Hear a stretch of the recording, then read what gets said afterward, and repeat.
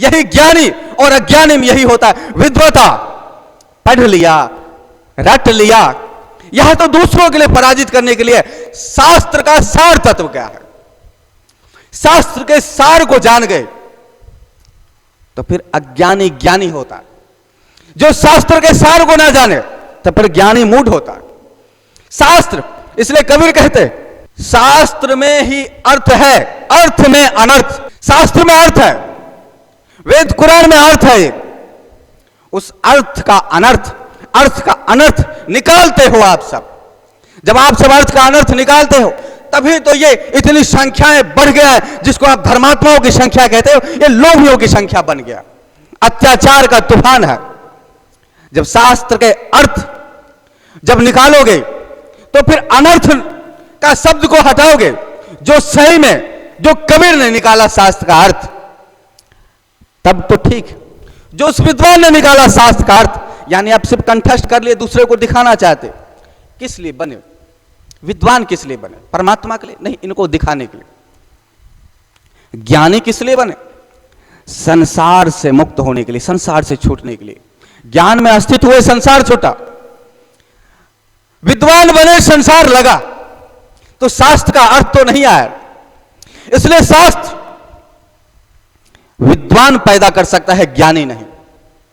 शास्त्र पंडित पैदा कर सकता है, शास्त्र लोभी पैदा कर सकता है, पर शास्त्र त्यागी पैदा नहीं करता। और त्यागी इसलिए नहीं पैदा कर सकता है क्योंकि शास्त्र को पढ़ने के लिए दरेक शास्त्र में एक लोभ रख दिया गया कि लोभ, वहां पे आगे लोभ, इस अध्याय को पढ़ो तो ये लोभ, इस अध्याय को पढ़ो तो ये फल, इस अध्याय का पढ़ो तो ये फल। इसलिए लोभ ही पैदा हो जाते। और पढ़ते भी है लोभी इसलिए कि उनको कुछ चाहिए संसार की वस्तु, इसलिए कट्टर हो जाते, इसलिए शास्त्र को पढ़ते चले जाते। लेकिन जब कोई व्यक्ति ज्ञान में स्थित हो जाता है, जब आत्मा स्थित हो जाता है, फिर वहां पे शास्त्र और शास्त्री दोनों का महत्वहीन हो जाता है। शास्त्र से भी मुक्त हो जाता है और शास्त्री से भी मुक्त हो जाता है। वह स्वयं शास्ता बन जाता है। इसलिए देखते हो आज तक कोई कुरान मोहम्मद को पैदा नहीं कर पाए, मोहम्मद को जन्म नहीं दे पाए, कोई उपाय नहीं। दुनिया का कोई भी धर्म ग्रंथ एक भी इंसान को पैदा नहीं कर पाया। ना वेद इंसान को पैदा कर पाया, ना कुरान इंसान को पैदा कर पाया, ना बाइबल इंसान को पैदा कर पाया, कोई नहीं। पर जीसस ने बाइबल पैदा कर दिया, मोहम्मद ने कुरान पैदा कर दिया, ऋषियों ने वेद पैदा कर दिया। इंसान वेद को पैदा कर सकता है, पर कोई वेद आज तक ज्ञानी को पैदा नहीं किया।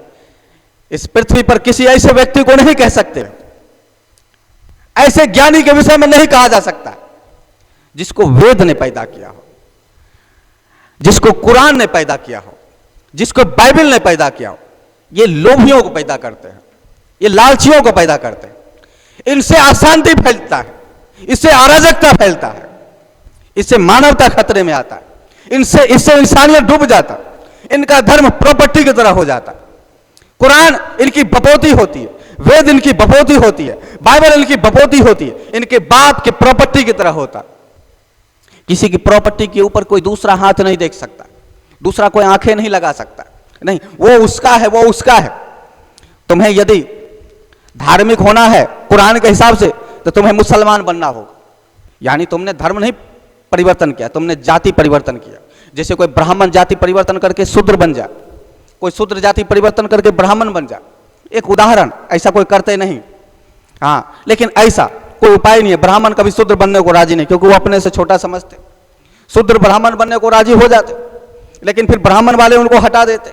इसलिए ये एक वाले उधर जाए, उधर वाले इधर जाए, ये सिर्फ जाति परिवर्तन है, ये धर्म परिवर्तन है। जाति, एक जाति से दूसरे जाति में धर्मात्मा कहां बना? हिंदू मुसलमान बना, मुसलमान हिंदू बना, धर्म कहां गया? बात तो वही है, शास्त्र का त्याग और परमात्मा, ये दोनों तो आया ही ना। त्याग आया ना परमात्मा। त्याग का मतलब सबका त्याग, सर्वस्व त्याग, वह त्याग जो तुम्हारा नहीं है।